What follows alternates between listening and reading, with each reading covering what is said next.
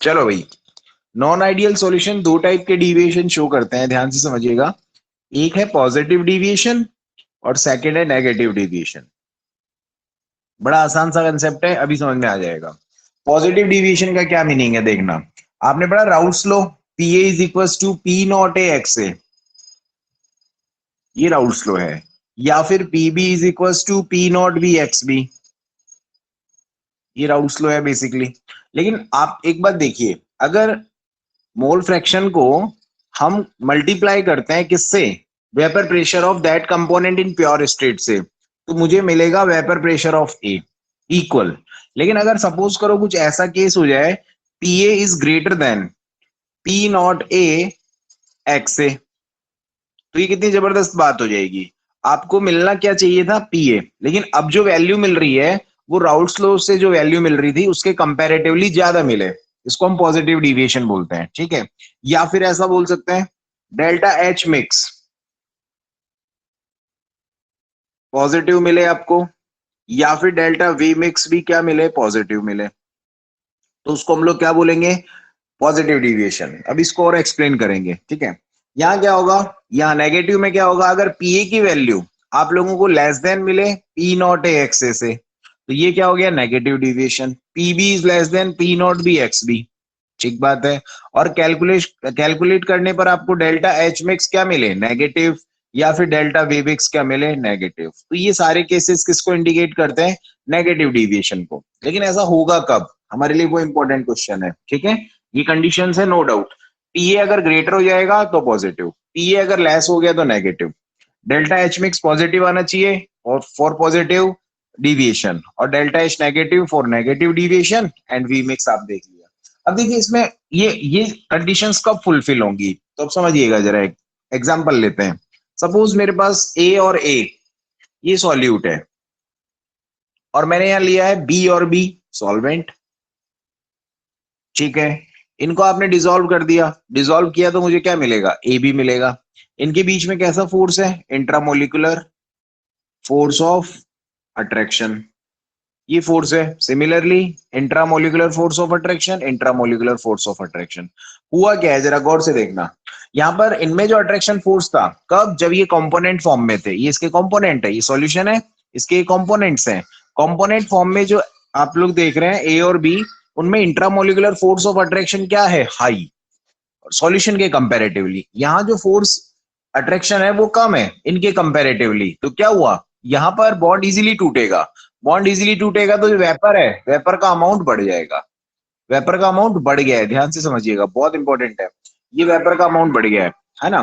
तो हम लोग क्या बोलेंगे, यहाँ पॉजिटिव डिविएशन होगा। मतलब अब आप लोगों को जो वैल्यू मिलेगी ना, वो इनके कंपैरेटिवली ज्यादा मिलेगी। कैसे, P A is equal to P not A X से मिलना था, लेकिन अब पी ए क्या मिलेगा, ग्रेटर मिलेगा पी नॉट ए एक्स से। क्यों, क्योंकि अब बॉन्ड वीक बने, और बॉन्ड वीक बने तो इजीली बॉन्ड टूटेंगे, और वेपर का अमाउंट बढ़ जाएगा, उससे वेपर प्रेशर भी क्या हो जाएगा, इंक्रीज हो जाएगा। आपकी बुक में एक क्वेश्चन है बहुत अच्छा, नंबर मुझे नहीं पता, लेकिन एनसीईआरटी में बैक साइड में क्वेश्चन दे रखा है। क्या दिया है उसने, देखना। क्वेश्चन में यह है कि अल्कोहल और वाटर को जब आप मिक्स कर दोगे तो उससे क्या रिजल्ट होगा। आंसर उसका यही है, पॉजिटिव डिविएशन। अब सुनना इसका क्या मतलब है। भाई अल्कोहल है, ये अल्कोहल है मेरे पास, और ये वाटर है HOH। इन दोनों के अंदर क्या है, इन दोनों के अंदर हाइड्रोजन बॉन्डिंग है, लेकिन जब आप इसको इसमें डाल दोगे तो इनकी हाइड्रोजन बॉन्डिंग डिस्टर्ब हो जाएंगी। मतलब अब जो बॉन्ड बनने वाला है, जो भी बॉन्ड बनेगा वो इनके कंपैरेटिवली क्या बनेगा, वीक। और वीक जब बनता है तो वेपर क्या बनेगी, हाई, और उससे कैसा डिविएशन शो होगा, पॉजिटिव डिविएशन। इसको शायद मैंने आपको ऐसे बताया होगा। ये हैं आप लोग, ये बच्चे हैं 11th क्लास के, और ये वाले स्टूडेंट कौन से हैं, 12th क्लास के स्टूडेंट्स हैं। आपको पता है 11th क्लास स्टूडेंट की बॉन्डिंग आपस में बहुत ठीक होती है, 12th क्लास के बच्चों की बॉन्डिंग भी बहुत अच्छा है। लेकिन 11th क्लास वालों ने जब 12th वालों से बॉन्डिंग कर ली, लेकिन वो बॉन्ड इतनी स्ट्रांग बनेंगे क्या, नहीं, वो वीक बॉन्ड होंगे, वो आसानी से टूट जाएंगे। समझ में आ गया, तो इसको बोलते हैं पॉजिटिव डिविएशन, वीक हो गया है, ठीक है। वीक होने से वेपर प्रेशर क्या हो गया है, बढ़ गया है। यहाँ तक कोई डाउट नहीं है, ये पॉजिटिव डिविएशन की कहानी है। तो इसके बारे में शायद हमने लिखा नहीं था कुछ, इसको हम थ्योरेटिकली लिख लेते हैं। यहाँ तक कोई डाउट है तो पूछ लीजिए भाई पहले। बहुत आसान है, घबराने की बिल्कुल भी जरूरत नहीं है। अब जो सॉल्यूशन है उसमें जो इंट्रामोलिकुलर फोर्स ऑफ अट्रैक्शन बना है वो उसके कंपोनेंट जो थे उनमें जो इंट्रामोलिकुलर फोर्स ऑफ अट्रैक्शन था उससे कंपैरेटिवली कम है, वीक है। और वीक होने से क्या हो गया है, वेपर प्रेशर का फॉर्मेशन, मतलब वेपर का फॉर्मेशन ज्यादा हुआ है, उससे वेपर प्रेशर भी क्या हो गया है, बढ़ गया है। ये ध्यान रखिएगा आप लोग। तो लिखिए जरा कॉपी के अंदर एरो बना के। इसमें लिखा कुछ भी नहीं था ना हम लोगों ने अभी तक, कुछ लिख दिया था क्या? सर। बहुत सारा। हाँ चलो स्टार्ट करते हैं इसको, है ना, पॉजिटिव डिविएशन को लिखना स्टार्ट करते हैं। तो हेडिंग डाल दीजिए आप लोग पॉजिटिव डिविएशन। और सबसे पहले एक काम कीजिए, सबसे पहले ये लिख लीजिए ए प्लस बी, इसको रेफरेंस लेके लिख देंगे हम लोग। और इससे क्या मिलेगा, ए बी। यहां लिखना इंट्रा मॉलिक्यूलर फोर्स, एक बार तो लिख लेना पूरा, फोर्स ऑफ अट्रैक्शन। सर बस नॉन आइडियल सॉल्यूशन के बाद ये डालते हैं पॉजिटिव डेविएशन। हाँ नॉन, ऐसे लिख देना नॉन आइडियल सॉल्यूशन शोज। फिर दो टाइप के डिविएशन लिख देना। पॉजिटिव डिविएशन मतलब नॉन आइडियल सॉल्यूशन दो टाइप के डिविएशन शो करते हैं, पॉजिटिव डिविएशन और सेकंड लिखना नेगेटिव डिविएशन। और उसमें फर्स्ट हेडिंग डाल के लिख दीजिए पॉजिटिव डिविएशन। ऐसे करना है, इंट्रामोलिकुलर फोर्स ऑफ अट्रैक्शन। ठीक है, सब में ही वो है, इंट्रा इंट्रा है ना, ये बात ध्यान रखेंगे।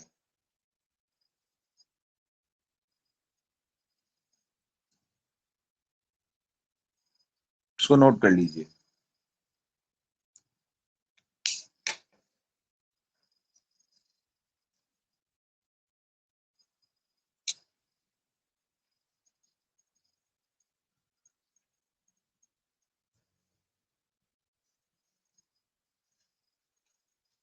चलो अब इसकी लैंग्वेज और इसका ग्राफ वगैरह समझ लेते हैं, बड़ा आसान है।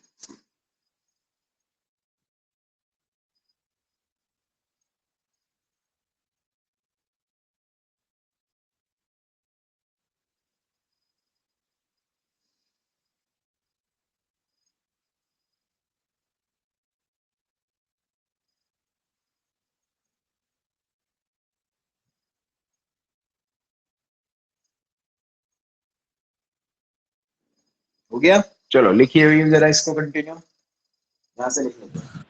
ए बी में कौन सा है, इंटर? इंट्रामोलिकुलर, भाई एक मॉलिक्यूल में ही देख रहे हैं ना, एक ही मॉलिक्यूल है ए बी। हाँ अगर दूसरा ए और बी और होता तो इन दोनों में इंटर होता है, अभी तो एक ही है, इंट्रा ही है इसमें भी। इंट्रामोलिकुलर एक ही मॉलिक्यूल के अंदर है, दो डिफरेंट के अंदर होता है वो इंटर होता है। फोर्स ऑफ अट्रैक्शन, इसमें भी इंटर है। तो लिखना the positive deviation,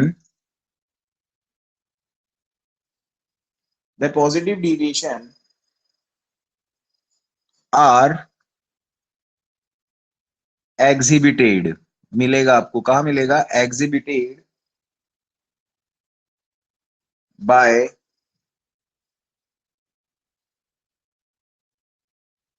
A B molecular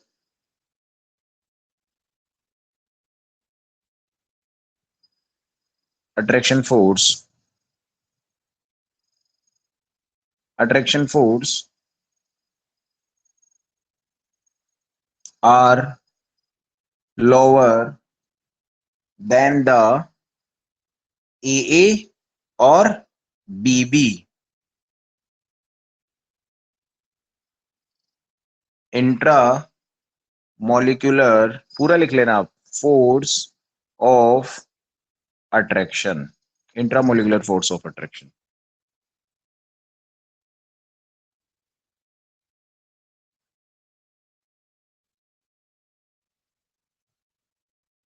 ठीक है, एग्जाम के अंदर ये मैक्सिमम 2 मार्क्स का आएगा अगर आता है तो उसमें आप एक तो ये काम करेंगे, एक एग्जांपल ले लेना, उसकी लैंग्वेज लिख लेना। इसमें लिखा है पॉजिटिव डिविएशन एग्जिबिटेड है एबी मॉलिक्यूल में, जो अट्रैक्शन फोर्स है वो ज्यादा है, क्या है, सॉरी कम है, अट्रैक्शन फोर्स क्या है, कम है। इसमें कम है ना, किसके कंपैरेटिवली, इन दोनों के कंपैरेटिव।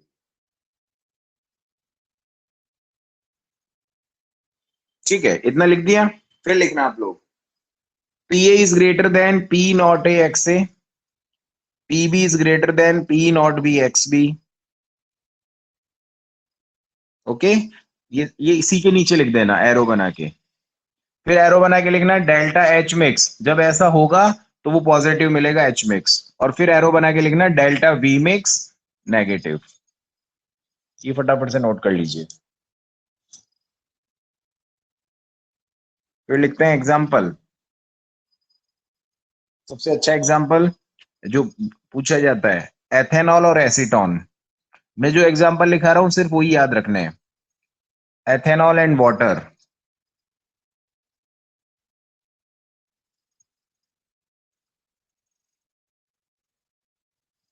दो एग्जाम्पल सफिशिएंट है, यहीं से क्वेश्चन आएगा। Ethanol acetone, ethanol water.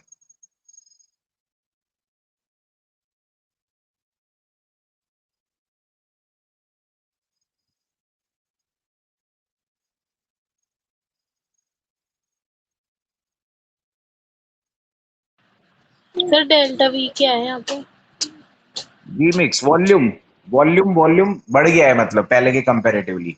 Reason क्या है, बॉन्ड टूटे हैं ना, तो ज्यादा वेपर बनी है, तो उससे वॉल्यूम इंक्रीज हो गया है। ठीक है, V stand for volume, H stand for heat, enthalpy.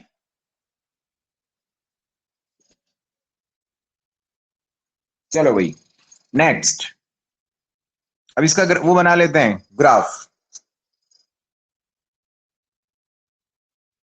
Ethanol acetone इसका एग्जांपल याद रखना, और एथेनॉल और वाटर। चलो अब ग्राफ देखिए। देखो, ऑर्डिनरी ग्राफ क्या था राउल्ट्स लॉ का, P A is equal to P not A X A. ध्यान से देखना, एक बार रिवाइज करा रहा हूं, P B is equal to P not B X B. ये ऑर्डिनरी हमने लिखा था y is equal to M X, okay, plus C zero था यहाँ, equally y is equal to M X plus C zero है। ऐसा पढ़ा था हमने, क्या किया था, ये एक्सिस बनाई थी, पी ए, वाई एक्सिस पे पी ए लिख दिया था, एक्स एक्सिस पे क्या लिख दिया, एक्स एक्सिस पे मैंने एक्स ए लिखा। एक्स ए की वैल्यू यहाँ कितना होता है, जीरो। मोल फ्रैक्शन मैक्सिमम 1 हो सकता है। ठीक है, ग्राफ कैसे बना था, स्ट्रेट लाइन। ओके, इसको हमने लिख दिया था P A is equal to P not A, और इसको ऐसे भी देख सकते हैं, अगर मैं यहाँ एक्स ए की वैल्यू जीरो पुट कर दूं, एक्स ए की वैल्यू जीरो पुट करूं, तो मुझे बताओ पी ए कितना आएगा, पी ए भी जीरो आएगा, ये जीरो हो गया, ये मल्टीप्लाई जीरो, तो ये पूरा जीरो हो गया, मतलब ये पी ए अगर जीरो है तो एक्स ए भी जीरो है। ठीक है, मैक्सिमम वैल्यू चेक करते हैं, एक्स ए की वैल्यू 1 पुट कर दूं, एक्स ए की वैल्यू 1 पुट कर दिया, ये 1 हो गया, तो पी नॉट ए, मैंने कहा था ना स्लोप इसका क्या आएगा, पी नॉट ए आ जाएगा, वो मैक्सिमम होगा। तो अगर आप चाहें तो इसको आप लोग पी नॉट ए भी लिख सकते हैं। समझ में आ गया। चलो, ये दोनों में डिफरेंस है भाई, ध्यान रखना, ये वहां पे मैं एक्सिस ले रहा हूं, और ये मैं क्या लिख रहा हूं, उसका स्लोप लिख रहा हूं। चलो, इसको आप कंफ्यूज हो जाओगे, स्लोप यहीं लिख देना आप, तो ऐसे लिख दो, P A is equal to P not A X A. ऐसा पढ़ा हमने। अच्छा, बी के लिए भी पढ़ा ऐसा का ऐसा ही, सिमिलरली यहाँ पे पी बी हो गया था, यह क्या हो गया था, एक्स बी। यहाँ एक्स बी कितना है, स्टार्ट पॉइंट जीरो है, और एक्स बी यहाँ कितना है, 1 है। ठीक है, और ये हमने इसको मिला दिया था, समझ में आ गया, इसको बाद में लिखूंगा। अब देखिए जरा यहाँ पे कितना इंटरेस्टिंगली आपने ये ग्राफ बना लिया था, लेकिन अब ये पी ए ग्रेटर है और पीवी भी ग्रेटर है, तो ग्राफ स्ट्रेट लाइन तो नहीं होगा। मतलब ऐसा तो पहला होना चाहिए था, पहले ऐसा ही होना चाहिए था, लेकिन अब पहले के कंपैरेटिवली पॉजिटिव डिविएशन है, तो ग्राफ को थोड़ा सा ऊपर से बना दो ऐसे। ठीक है, उसका स्लोप बढ़ गया है, मतलब कुल मिला के। अच्छा, इधर आ जाइए, इधर ऐसा था पहले, बट ऐसा तो नहीं हो सकता, वो तो इक्वल का ग्राफ होता है। ठीक है, तो अब आप इस ग्राफ को थोड़ा सा क्या कर देंगे, इंक्रीज कर देंगे। जब ये दोनों इंक्रीज हुआ है तो रिजल्टेंट ऐसा नहीं होगा, रिजल्टेंट कैसा होगा, ऐसा हो जाएगा। ड्रॉ कीजिए फटाफट से, पुराने वाले को डैश डैश से रिप्रेजेंट कर दो, और बाद वाले को इससे। अब आप लिखो यार, P A is greater than P not A X A, और P B is greater than P not B X B. ठीक बात है, और यहां जो पी टोटल होगा वो भी ग्रेटर होगा P A plus P B से, जो कि रिजल्टेंट मैं आपको निकलवा चुका हूं डेरिवेशन की हेल्प से। इसको नोट कर लीजिए फटाफट, ये पॉजिटिव डिविएशन का ग्राफ हो गया।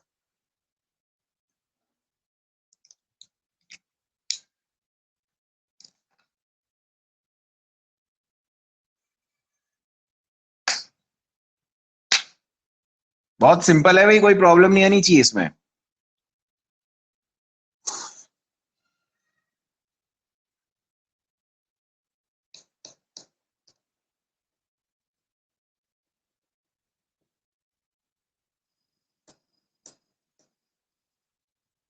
हो गया होगा, आप स्क्रीनशॉट ले लीजिए, बाद में इसको नोट कर लीजिएगा, या वैसे भी ये रहेगा ना थोड़े टाइम तो आप उसमें से देख लेना।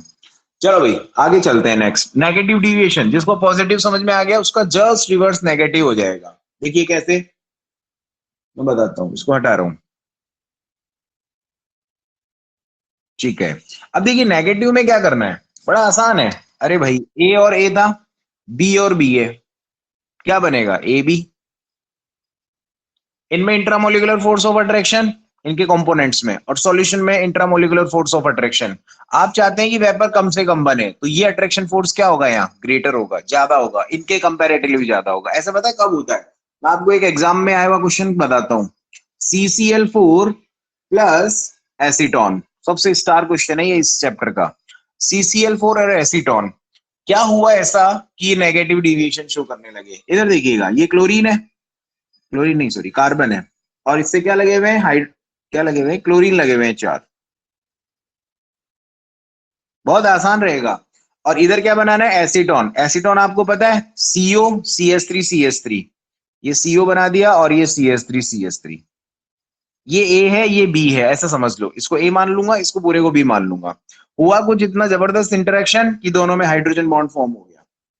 क्या बना है, CHCl3 है, सॉरी यार, CHCl3, क्लोरोफॉर्म बोलो इसको, क्लोरोफॉर्म। हुआ क्या, 3 क्लोरीन बना दिए, 1 हाइड्रोजन, इन दोनों में जबरदस्त इंटरेक्शन फोर्स आ गया।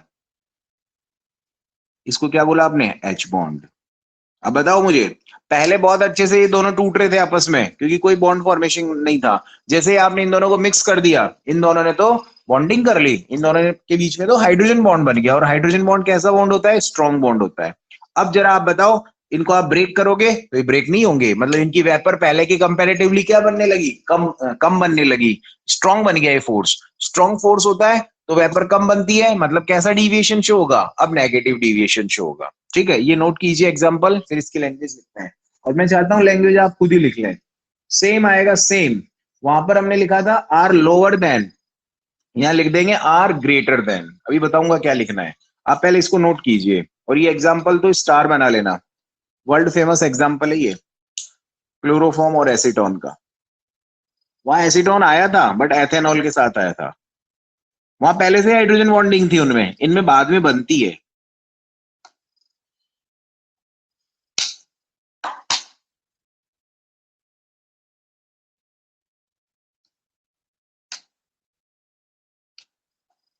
क्लोरोफॉर्म प्लस एसीटोन,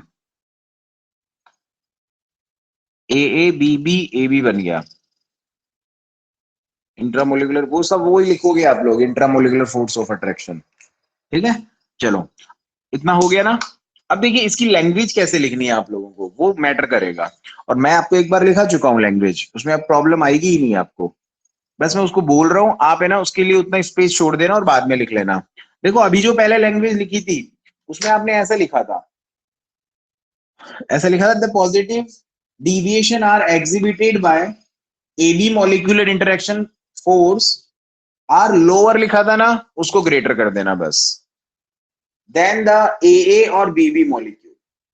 समझ में आ गया, वहां लोअर था, यहां पर अट्रैक्शन फोर्स क्या हो गया, AB में बढ़ गया है, उससे क्या शो होगा भाई, नेगेटिव डिविएशन शो होगा। समझ में आ गया। एग्जाम वहां पर हमने फिर लिखा था क्या, PA, आप लिख लेना, फिर आगे खुद से ही लिख लोगे, वहां ग्रेटर बनाया था या लेस देन बना देना, P नोट है X से। PB क्या लिखा था वहां, ग्रेटर या लेस हो जाएगा, P नोट भी X भी, खत्म। वहां पे लिखा था डेल्टा H मिक्स पॉजिटिव, यहाँ क्या लिखा आएगा answer, negative. Delta V mix वहां पॉजिटिव था तो यहाँ क्या हो गया, नेगेटिव। कई बार डिफरेंस भी पूछ ले तो आप घबराना नहीं, ये डिफरेंस बना बना के लिख देना ऐसा। चलो भाई, उसके बाद वहां एग्जाम्पल पढ़े थे, तो यहाँ एक एग्जाम्पल तो मैंने आपको ऑलरेडी बता दिया है। लिखें जरा example, acetone plus chloroform, acetone plus chloroform, ये एग्जाम्पल याद रखना। अच्छा एक और एक फेमस एग्जाम्पल है, मैं आपको बता देता हूँ। देखो HCl प्लस वाटर ले लो, ये भी वैसा ही शो करेगा। कैसे, ये HCl है और प्लस क्या है, HOH है ये। अब यहाँ क्लोरीन पे नेगेटिव चार्ज है, हाइड्रोजन पे पॉजिटिव है, तो यहाँ बॉन्डिंग बन जाती है। या ऐसा समझ लो इसको, ऐसा समझ लो, ये Cl है, ये H है, इस पे पॉजिटिव है, इस पे नेगेटिव चार्ज है, नेगेटिव चार्ज। ये ऑक्सीजन पे क्या है, नेगेटिव, ये हाइड्रोजन बॉन्ड बन जाएगा। ठीक है भाई, तो 2 एग्जांपल याद कर लो, HCl प्लस H2O और एक वो एसीटोन प्लस क्लोरोफॉर्म। एग्जाम में तो यही आएगा। ठीक है भाई, अब ग्राफ की बात करते हैं। देखो ग्राफ, हाँ बोलिए। सर यहाँ पे डेल वी नेगेटिव कैसे? कौन? अरे delta we, delta we mix का नेगेटिव मतलब क्या हो गया? अब आप लोगों के सामने एक बात बताओ मुझे, पहले जितनी वेपर बन रही थी, पहले वेपर ज्यादा बन रही थी, अब क्या हो गया? वेपर उतनी बन नहीं रही है, मतलब पहले वॉल्यूम ज्यादा कवर हो रहा था, अब वेपर कम मिल रही है, वेपर उतनी बन ही नहीं रही है, अब सिर्फ वेपर इतनी इतनी सी बन रही है, तो वॉल्यूम क्या हो गया? कम हो गया। पहले तो बढ़ी हुई थी ना। पॉजिटिव में तो क्या हुआ था भाई? वीक था बॉन्ड, वीक बॉन्ड था तो क्या हो गया था? वेपर क्या हो रही थी? एक्सपेंड हो रही थी, काफी दूर तक वेपर जा रही थी। लेकिन अब क्या हो रहा है? अब आपका बॉन्ड ही इतना स्ट्रांग है कि वेपर ही नहीं बन रही, तो वॉल्यूम सिर्फ इतना ही कवर हो रहा है। ठीक है, इसलिए डेल्टा वी मिक्स को हमने क्या मान लिया? नेगेटिव। ठीक है भाई, चलो आगे चलते हैं, ग्राफ की बात करते हैं। सिमिलर ग्राफ बनेगा, देख लेना जरा एक बार में ही, वो सब आप कर लेंगे मुझे पता है। ये ऐसा होता है, अब ये तो डॉट डॉट हो जाएगा भाई, ये तो राउल्ट्स लॉ का था जब इक्वल की वैल्यू मिलती थी। इसको तो ऐसे बना दो सिंपल सा। अब क्या होने वाला है जरा देखते हैं। अब नेगेटिव डिविएशन शो होने वाला है, तो नेगेटिव में क्या ऐसा होता है, तो पहले के कंपेरेटिवली ऐसा कर देना, सिंपल। इसको कैसे करोगे? ऐसे करोगे तो रिजल्टेंट भी क्या आएगा? कम आएगा। इसको नोट कर लेना, मतलब आप बना लेना घर पे। फिर क्या लिखोगे? यहाँ लिख दोगे आराम से, यहाँ पे लिख देना, जगह है आपके पास। P A is less than P not A X है, इसके लिए भी लिख दोगे। ये पी ए वाली, ये बी वाली, ये बी वाली लाइन है ना, तो इसको बी लिख लेना, ये ए वाली लाइन है। सिंपल केस है, कोई प्रॉब्लम ही नहीं आएगी। ठीक है भाई, कर लेंगे आप लोग पॉजिटिव डिविएशन और नेगेटिव डिविएशन। बस इतना सा ध्यान रखना है, ए बी में पहले के कंपैरेटिवली क्या बॉन्ड बना है। अगर स्ट्रॉन्ग बॉन्ड बना है मतलब वेपर नहीं बनने वाली भाई, तो नेगेटिव चलेगी ये बात। अगर पहले के कंपैरेटिवली स्ट्रॉन्ग बॉन्ड बन गया है, स्ट्रॉन्ग बॉन्ड बना है, तो वेपर नहीं बनेगी, और वीक बॉन्ड बना है तो वेपर बनेगी ज्यादा। ठीक है भाई, चलो आगे चलते हैं नेक्स्ट टॉपिक। इसको ऐसे याद रखना, पॉजिटिव में रिजल्टेंट, ये पॉजिटिव की बात कर रहा हूं, ये बॉन्ड कैसा रहेगा? वीक। और वीक बॉन्ड रहेगा तो इसकी वेपर ज्यादा ज्यादा बनेगी, तो पॉजिटिव वैल्यू आएगी, पी एक ज्यादा मिलेगा। अगर ए बी में कैसा बॉन्ड रहेगा? स्ट्रॉन्ग बॉन्ड है, स्ट्रॉन्ग बॉन्ड है, वेपर ही नहीं बन रही है, वेपर नहीं बन रही है, तो पी ए क्या हो जाएगा? लेस। बस इतना सा ध्यान रखेंगे। और ग्राफ तो हो ही गया है सिंपल, पॉजिटिव में ऊपर, नेगेटिव में नीचे।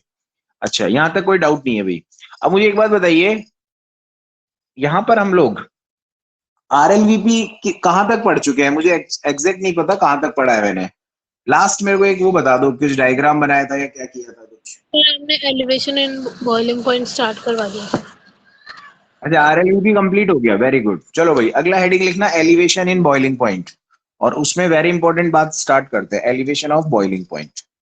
और इसको हम लोग है ना रिप्रेजेंट करेंगे डेल्टा टी बी, ये इसको रिप्रेजेंट करने का तरीका है। अब ध्यान से समझना मेरी बातों को, आज की क्लास इंपॉर्टेंट है।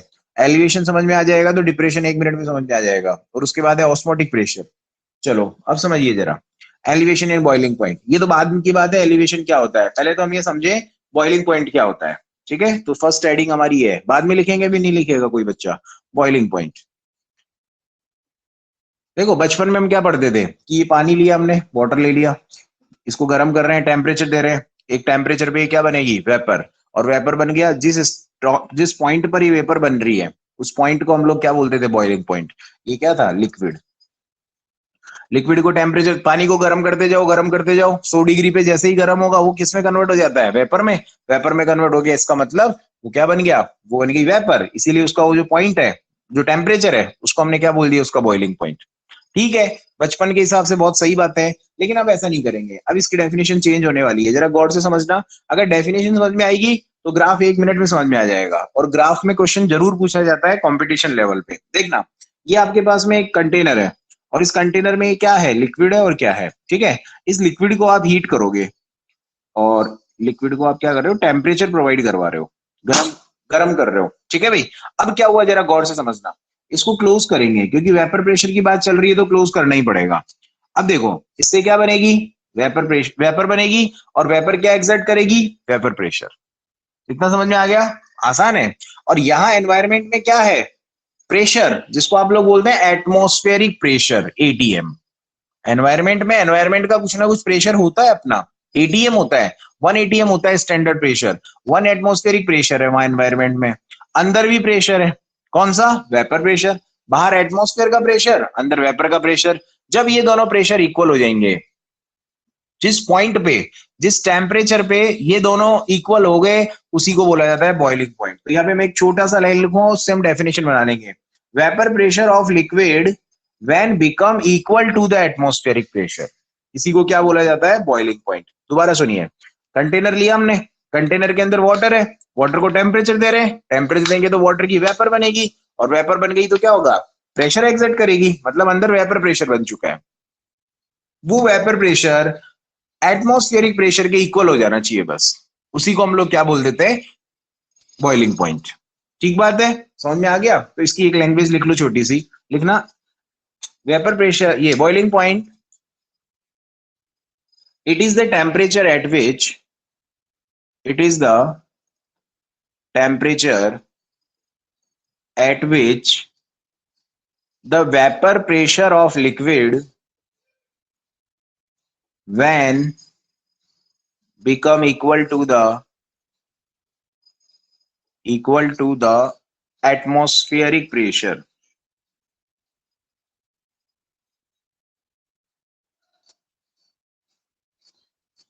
In short लिख लो, VP of liquid equal to ATM। बहुत बार पूछा जाता है। It is the temperature at which the vapor pressure of liquid when become equal to the atmospheric pressure। ध्यान रखना भाई, स्टार डेफिनेशन है, इसी डेफिनेशन के बेसिस पे मैं आपको ग्राफ सिखाने वाला हूं। वेपर प्रेशर लिक्विड का किसके इक्वल हो जाए? बाहर जो एटमॉस्फेयर में प्रेशर है, एटमॉस्फेरिक प्रेशर, उसके इक्वल कर दो।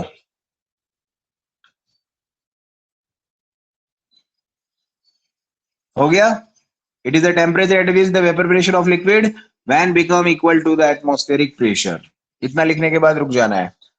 हो गया भाई, सिंपल है।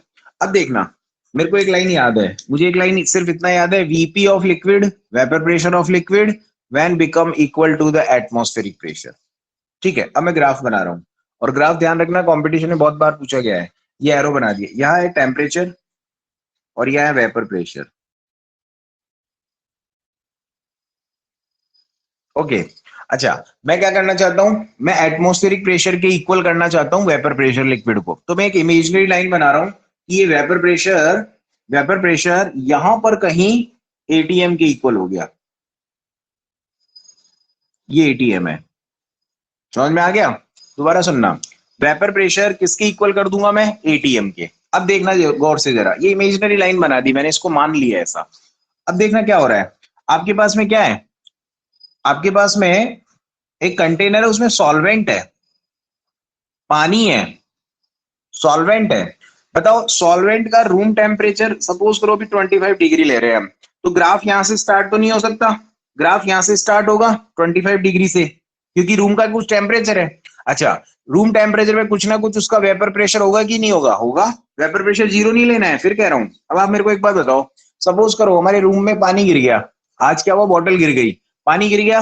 पानी गिर गया मतलब रूम टेम्परेचर पे पानी गिरा हुआ है। कल आपने अगले दिन आके देखा उसको, वहां पानी मिलेगा क्या? नहीं मिलेगा। क्या बन गई उसकी? वेपर बन गई। इसका मतलब वेपर रूम टेम्परेचर पे जीरो नहीं होती, कुछ होती है। यहाँ है कुछ, इतना ले लेता हूं मैं। ये पॉइंट यहां से स्टार्ट करता हूँ, ये कुछ ज्यादा ही दूर हो जाएगा, यहां से ले लेता हूँ।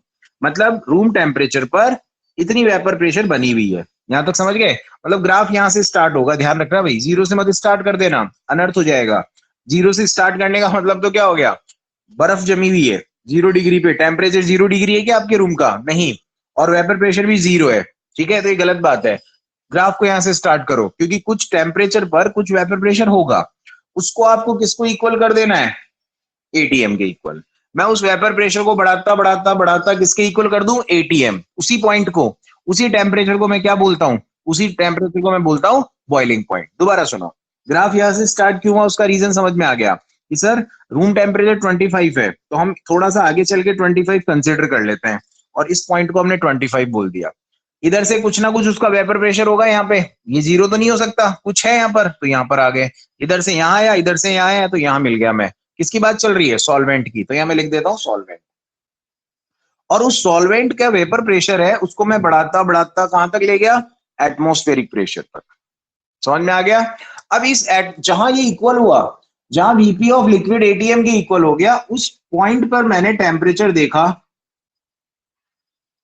भाई, जिस पॉइंट पर ये वेपर प्रेशर और एटीएम इक्वल हो गए, उसी टेम्परेचर को तो हम लोग क्या बोलते हैं, उसी टेम्परेचर को हम बोलते हैं बॉइलिंग पॉइंट। अब सुनना, ये सॉल्वेंट प्योर था तो इसको मैं लिख दूंगा टीबी नॉट। नॉट मतलब क्या होता है जब प्योर फॉर्म में बात करते हैं, टीबी मतलब टेम्परेचर जब वो बॉइल होने लगा। समझ में आ गया सॉल्वेंट, वेरी गुड। अब देखते हैं आगे। अब आपने इसमें चीनी मिला दी, शुगर डाल दी, नॉन वोलेटाइल सॉल्यूट डाल दिया, क्या होगा, वेपर प्रेशर पहले के कंपैरेटिवली कम हो जाएगा। मैंने पहले ही कहा था, फर्स्ट हमने जो पढ़ा था ना आरएलवीपी, रिलेटिव लॉवरिंग वेपर प्रेशर, वो कम हो गया। चलो भाई कम हो गया तो ग्राफ नीचे से तो स्टार्ट ही होगा, ऊपर से अगर किसी बच्चे ने कर दिया ना 0 नंबर हो जाएगा भाई, नीचे से स्टार्ट होगा। मतलब वेपर प्रेशर यहाँ ज्यादा थोड़ी हो सकता है पहले के कंपैरेटिवली, पहले के कंपैरेटिवली तो कम होगा, मतलब यहाँ कहीं हो गया है, यहां से स्टार्ट करना पड़ेगा ग्राफ को। ठीक है, अब इस ग्राफ को स्टार्ट करते करते किसके इक्वल कर दो, एटमॉस्फेरिक प्रेशर के इक्वल कर दो। ये लो, ये किसका ग्राफ है, ये सॉल्यूशन का है। ओके, अब इस पॉइंट पर, जिस पॉइंट पर वेपर प्रेशर ऑफ सॉल्यूशन और एटीएम इक्वल हो गए, वहां पर हम टेम्परेचर नोट कर लेते हैं कितना है। ये सीधा बनाना है ना, इसको बोलता हूं टीबी। और आप लोग कितने समझदार लोग हैं, आपको एक बात समझ में आ गई है कि देखो पहले सॉल्वेंट था, सॉल्वेंट 100 डिग्री पे बॉईल हो रहा था, सपोज करो 100 डिग्री पे बॉईल हो रहा था, लेकिन अब क्या हो रहा है, आपने इसमें चीनी डाल दी, तो क्या अब जो आपकी चाशनी बन गई है वो क्या 100 पे ही बॉईल होगी क्या, no no, you have to increase the temperature, आपको बढ़ाना पड़ा है टेम्परेचर। तो प्योर फॉर्म में देखो कम मिला है टेम्परेचर, और जैसे ही आपने उसमें सॉल्यूट डाल दिया नॉन वोलेटाइल, तो टेम्परेचर और बढ़ाना पड़ा, इसीलिए तो इसको नाम दिया गया इलिवेशन इन बॉइलिंग पॉइंट। और ये जो डिफरेंस आया है ना, यही तो है वो, कौन, डेल्टा टीबी, इलिवेशन इन बॉइलिंग पॉइंट। पहले कितना था उसके कंपैरेटिवली अब कितना हो गया। ठीक है भाई, बहुत आसान ग्राफ है, जेई में इस पे क्वेश्चन आ चुका है, तो आप ग्राफ को समझिए, पहले इसको लिख लीजिए फटाफट से, ऐसे समझना है इसको। एक बार सॉल्वेंट के वेपर प्रेशर को बना दो एटीएम के इक्वल, एक बार सॉल्यूशन के वेपर प्रेशर को बना दो एटीएम के इक्वल। ग्राफ नीचे से क्यों स्टार्ट हो रहा है, क्योंकि वेपर प्रेशर पहले के कंपैरेटिवली कम हो गया है सॉल्यूशन का, इसलिए नीचे लेकर आए। नोट कीजिए इसे, अगर आपको ये समझ में आ जाएगा ना, तो आपको डिप्रेशन तो 1 मिनट में ही समझ में आ जाएगा। और ये भी कोई इतना मुश्किल नहीं है यार, आसान ग्राफ है, छोड़ मत देना इसे।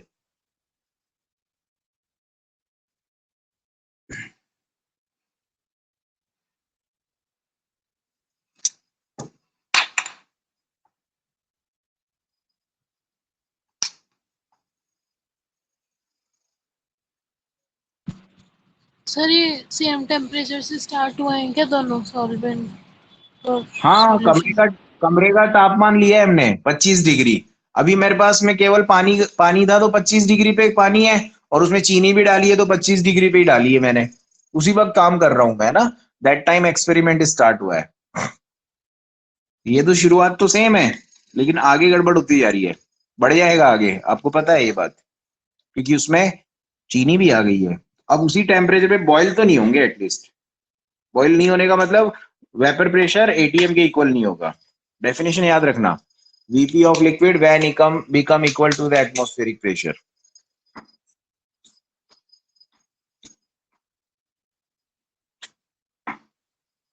अब तो कुछ नहीं है भाई, इस वाले टॉपिक में खत्म होने वाला है। फिर भी नहीं समझ में आता है तो दोबारा पूछ लेना, कोई बात नहीं है, इसमें समझ में आना चाहिए कुल मिला के। इतना सेक्रीफाइस आप करते हैं तो उसका रिजल्ट मिलना चाहिए।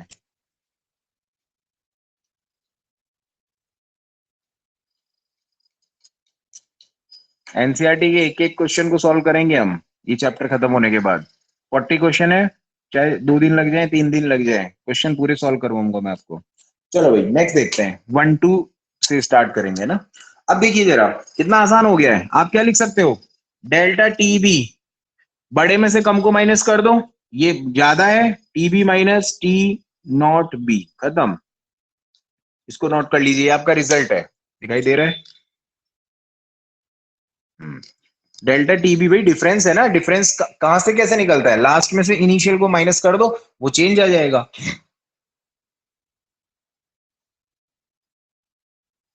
Delta TB is equal to TB minus T naught B. Naught कब का है पता है, जब वो प्योर था, जब वो अकेला था, सॉल्वेंट अकेला था, उस वक्त टेम्परेचर मेजर कर लिया। अब एक लाइन लिखना नेक्स्ट लाइन में, experiment shows that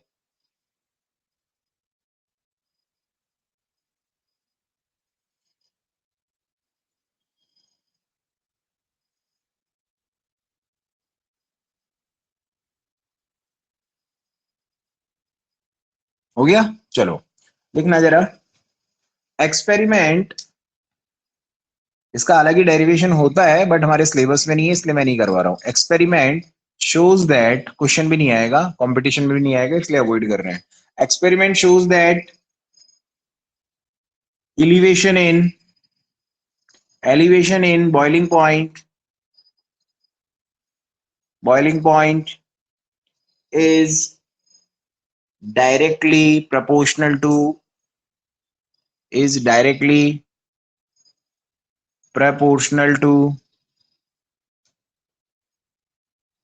molality, small m, molality,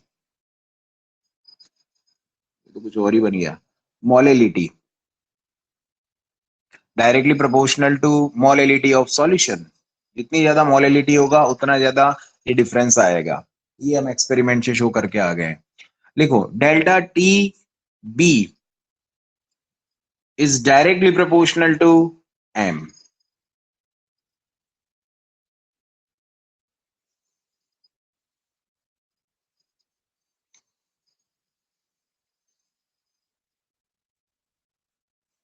proportional का साइन हटा दो, इक्वल का साइन आएगा, क्या बनेगा, के बी एम। के तो हमेशा होता ही है, बस बी और लगा दो बॉइलिंग के लिए और इसको स्टार बना लेना। के बी का नाम लिखो भाई, ई बुलियोस्कोपिक कांस्टेंट। क्वेश्चन आ चुका है बोर्ड में, डिफाइन, अभी 1 मिनट में समझ में आ जाएगा, कोई प्रॉब्लम ही नहीं आने वाली है। Elevation in boiling point is directly proportional to the molality of solution. ये रिजल्ट लिखा हमने, ये डायरेक्टली प्रोपोर्शनल हो गया है। प्रोपोर्शनल का साइन हटा के इक्वल का साइन लेकर आए, के बी हो गया है। ठीक है, ये के बी आ गया है। अब इस के बी का नाम याद रखना भाई, ई बुलियोस्कोपिक कांस्टेंट। और एक नाम और याद रख लो, मोलल, मोलल ये रहा मोलल, और इलिवेशन से रिलेटेड है इसलिए इसका नाम लिखना मोलल इलिवेशन कांस्टेंट। तो सेकंड नाम तो पूरी दुनिया को इस आइडिया लग जाता है कहां से पूछा है, लेकिन ये फर्स्ट नाम यूनिक है, इसका मिलता नहीं है कहीं। अब बच्चा गैस भी नहीं कर सकता कहां से आ गया ई बुलियो, है ना, ई बुलियोस्कोपिक। अगर ये बोलूंगा तो आप समझ जाओगे, अरे एलिवेशन तो वहां पढ़ा था हमने कॉलिगेटिव में और मोलल उसके साथ में था इसलिए इसका नाम लिख दिया होगा, ऐसा आइडिया लगा दिया आपने। ई बुलियो में नहीं पता चलेगा। चलो भाई, अब देखो इसको डिफाइन कैसे करना है। देखो, अगर मैं मोलैलिटी को 1 कर दूं, 1 मिनट में समझ में आएगा। मोलैलिटी 1 कब हो सकती है, जब इसमें ऊपर आप क्या ले लो, 1 मोल ले लो और मास ऑफ सॉल्वेंट कितना ले लो, 1 केजी। 1 इक्वल हो जाएगा तो मोलैलिटी कितनी आ जाएगी, 1। भाई मोलैलिटी का फॉर्मूला क्या होता है, मोल of solute upon mass of solvent in KG. तो ऊपर 1 मोल ले लू मैं सॉल्यूट के, और कितना ले लू मास उस सॉल्वेंट का, 1 केजी ले लू, तो 1/1, 1 से 1 कट गया तो मोलैलिटी कितनी आ गई आपकी, 1। मतलब मोलैलिटी को 1 कर दोगे तो हमें एक आइडिया हो जाएगा, अरे ये तो डेल्टा टीबी है, के भी कुछ नहीं है, डेल्टा टीबी है।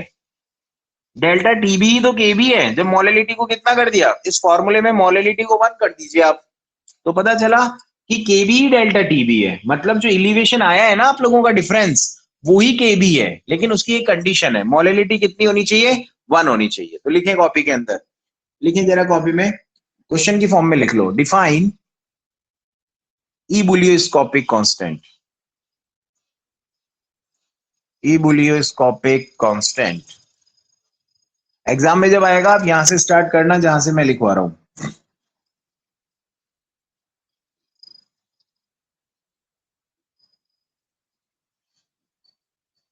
वन बोलो या यूनिटी बोलो, एक ही बात है। मोलैलिटी को कि मैं क्या कर रहा हूं, यूनिटी। यूनिटी का मतलब क्या हो गया, 1 मोल ऑफ सॉल्यूट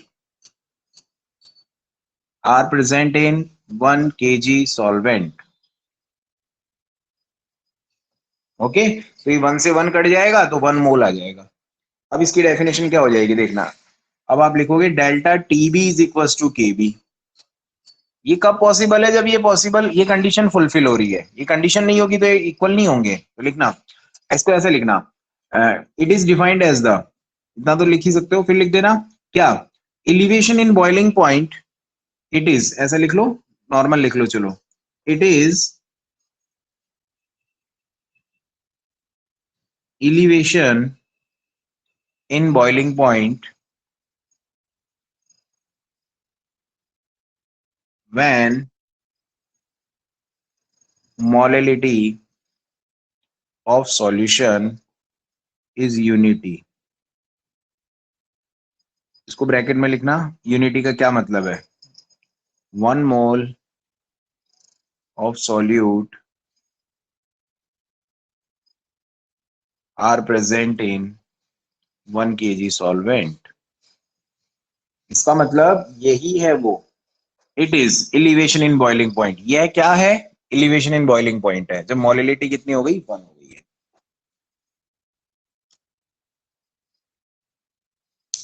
इसका यूनिट भी वही होगा जो इसका होगा, टेम्परेचर का, डिग्री सेल्सियस या केल्विन, जिसमें भी एग्जामिनर देगा, अभी न्यूमेरिकल कर लेंगे थोड़े टाइम बाद, तब क्लियर हो जाएगा। याद रखना क्वेश्चन आ सकता है एग्जाम में, व्हाट इज इबुलियोस्कोपिक, ये फॉर्मूला याद हो गया, m को 1 ले लो, m को 1 लेने का मतलब समझ गए, मोल और मास सेम कर दो, 1 1 कर दो तो ये 1 हो गया, मोलिलिटी 1 हो गई है, तो जब इसको 1 किया तो kb ही तो tb बन गया, बस खत्म, डेल्टा टीबी बन गया, मतलब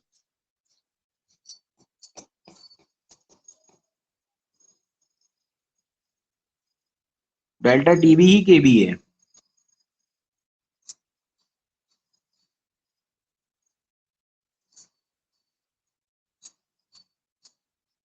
इट इज की जगह आप ये भी लिख सकते हो, इट इज की जगह आप ये भी लिख सकते हो, ebullioscopic constant is the elevation in boiling point. ठीक है, चलो नेक्स्ट हेडिंग लिखिएगा, डिप्रेशन इन फ्रीजिंग पॉइंट। एक बार घर पे इसको रीड करना, एलिवेशन को स्टार्टिंग से, VP of liquid equal to ATM, graph को रीड करना, फिर ये रिजल्ट तो बड़ा आसान है, मैथमेटिकल एक्सप्रेशन तो इजी है। अगला लिखेंगे नेक्स्ट, डिप्रेशन, डिप्रेशन मानी कम हो जाना, डिप्रेशन इन फ्रीजिंग पॉइंट,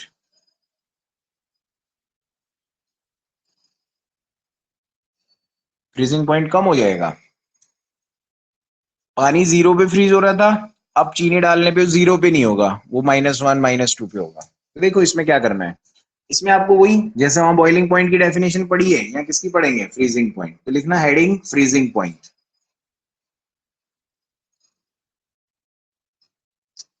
यहां भी शॉर्ट में लिख लेते हैं, अभी 1 मिनट में समझ आ जाएगा, VP of liquid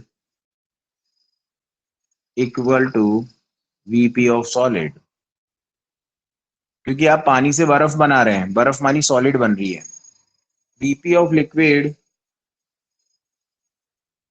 VP of solid, इसकी डेफिनेशन कितनी आसान हो गई, boiling point is the temperature at which vapour pressure of liquid when becomes equal to the vapour pressure of solid. लिखें भाई अपने आप ही, लिखना, it is the temperature, it is the temperature at which vapor pressure of liquid when become equal to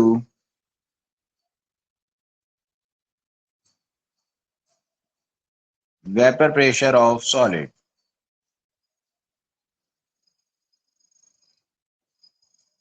vapour pressure of solid का मतलब solid का भी वेपर प्रेशर होता है, ध्यान रखना, सॉलिड भी वेपर प्रेशर कंटेन करता है, कई बच्चे सोचते हैं सर सॉलिड कैसे करेगा, ठीक है, सॉलिड भी वेपर प्रेशर क्रिएट करेगा, लिक्विड तो करता ही करता है, गैस करती ही करती है, वो वेपर फॉर्म में आएंगी, तो सॉलिड में भी वेपर प्रेशर होता है। ठीक है, इसका बाकी का एक्सप्लेनेशन कल करेंगे, कोई डाउट हो तो पूछ लीजिएगा। चलो भाई।